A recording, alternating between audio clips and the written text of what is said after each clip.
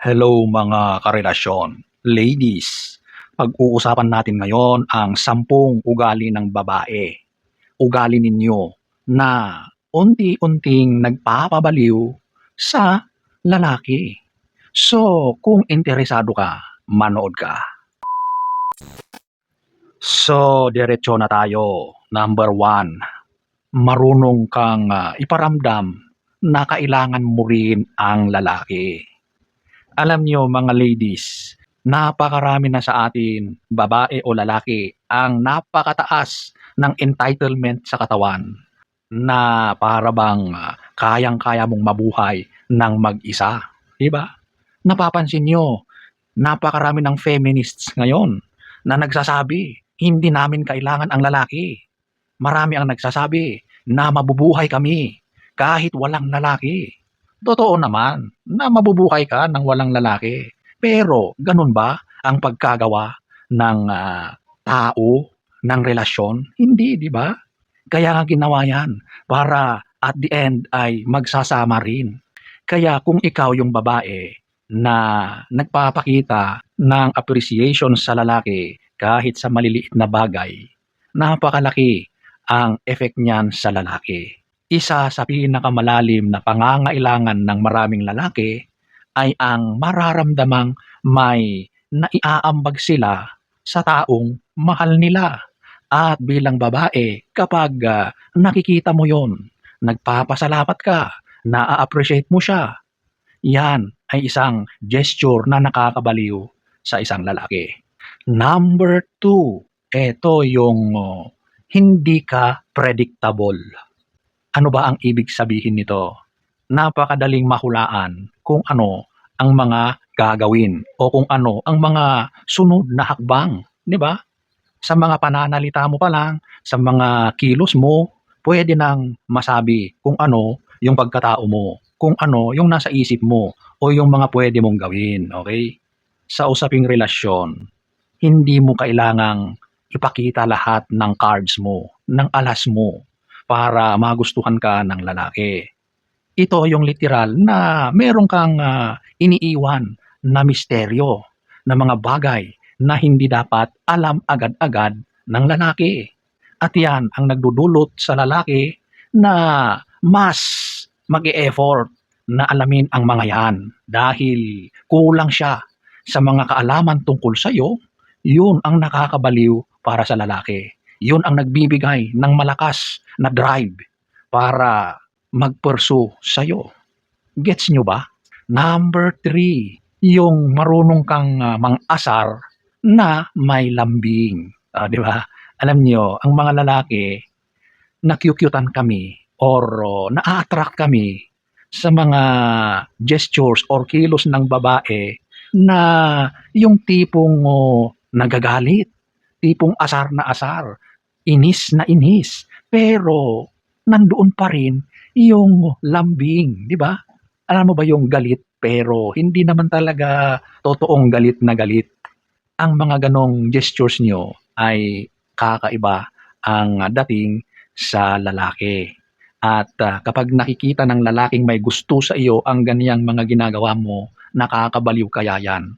Sobrang attractive sa paningin ng lalaki. Number 4, nagsasabi ng totoo kahit masakit sa pandinig ng lalaki. Ibig sabihin, honest ito, totoo ito. Siyempre, on the part of the man, kahit alam niyang masakit yung mga naririnig niya, pero totoo naman, mas okay yun, di ba? Kaysa ikaw ay nagsasabi ng mga salita na matatamis, pero puro naman kasinungalingan.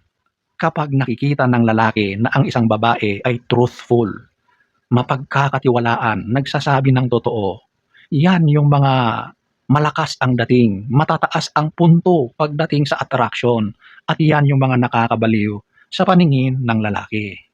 Number 5, marunong maging masaya sa tagumpay ng lalaki nang walang inggit.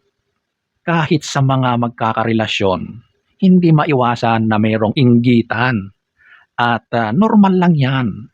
Pero kung yung inggit na yan ay meron ng negatibong gusto mong mangyari, or binabalak na masamang gawin sa kapareha or sa lalaki, yon ang masama. Sa halip na mainggit ka, bakit hindi mo i-celebrate, hindi mo purihin, hindi mo i-appreciate ang ginagawa ng lalaki? Bilang magkarelasyon, dapat pareho kayong nagtutulungan, nag-a-uplift, nagsusuportahan ng moral, nagbibigay ng inspirasyon sa bawat isa.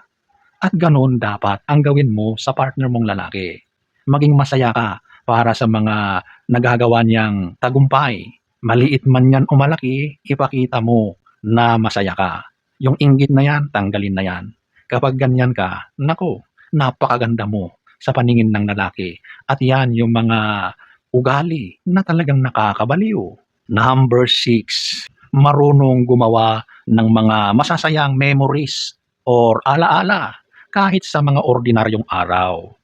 Alam niyo, ang mga memories na yan, madalas ito yung mga simpleng mga bagay, mga simpleng tawanan, biruan, yung mga pagiging corny, pagiging baduy. Madalas ang mga yan yung mga nagiging alaala sa pangmatagalang panahon na yan ang talagang nagpapatibay sa samahan ng dalawang magkarelasyon.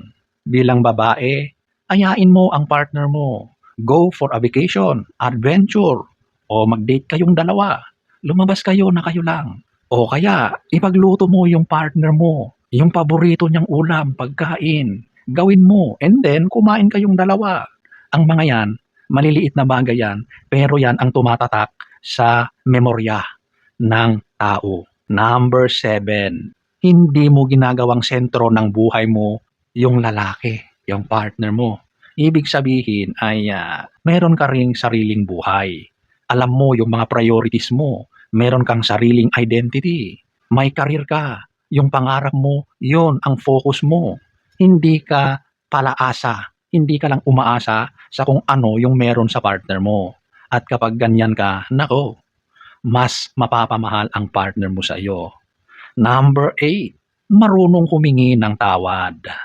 Alam nyo, ito talaga yung parang napakahirap gawin sa panahon ngayon. Kasi lahat ang tataas ng pride. Ang yayabang na natin na okay lang sa atin na di baling hindi na nag-uusap dahil lang sa kayabangan. Pero kung ikaw yung babae na kapag alam mong mali ka ay humihingi ka ng apology. Nagsasabi ka na mahal, pasensya na, mali talaga ako at I acknowledge it. Sorry na. Yung mga ganyan, alam mo, it works wonders sa isang relasyon. At karamihan ng lalaki, kapag nakikita niya na sincere ka sa paghingi mo ng apology, mapapatawad ka ng lalaki. Ang lalaki, matigas man niyang tignan pero malambot din ang puso niyan. Napakadaling bumigay ang isang lalaki sa harap ng babaeng mahal niya kapag nakikita niya yung sincerity mo. Number 9, ito yung nagbibigay ka ng space sa partner mo. Alam nyo, ang mga lalaki, meron talagang mga bagay na hindi pwedeng hindi mawala sa kanya. Tulad na lang yung hilig niya sa sports, sabihin natin basketball. O kaya meron siyang hobby na madalas ginagawa. Bigyan mo siya ng pagkakataon para sa mga bagay na yan. Basta alam mo naman na walang masamang nangyayari. Safe at okay naman lahat. Ibigay mo yung space na yan. Yung mga ganyang pagkakataon, na-appreciate ng lalaki at mas mamahalin ka pa niyan. Kapag sinusuportahan mo yung partner mo sa kanyang mga hilig, kung ano man yan, sigurado na masaya yan. At syempre, hindi lang masaya, mas lalo siyang napapamahal sa'yo. Number 10, palaging merong bago. So ano ba yung bago na ito? Maraming bagay yan. It's either sa kanyang itsura o sa kanyang mga ginagawa. So kapag ganoon, hindi nagiging boring ang mga bagay-bagay. Minsan siya ay seryoso, tapos maya-maya biglang naging funny or tumatawa na. O kaya yung pormahan o yung itsura, pabago-bago ka ng style. Okay? Hindi ka nag-i-stick sa isang bagay. Ika nga, ikaw ay all around. Marami kang pwedeng gawin. Sa mga gawain, maaring ikaw yung tinatawag na jack of all trades. Basta pagdating sa isang relasyon ay all around ka at hindi ka boring kasama. Ang mga ganyang katangian ay nakaka-addict, nakakabaliw. 2,000 years later. Sa totoo lang, hindi nababaliw ang isang matinong lalaki sa ganda lang.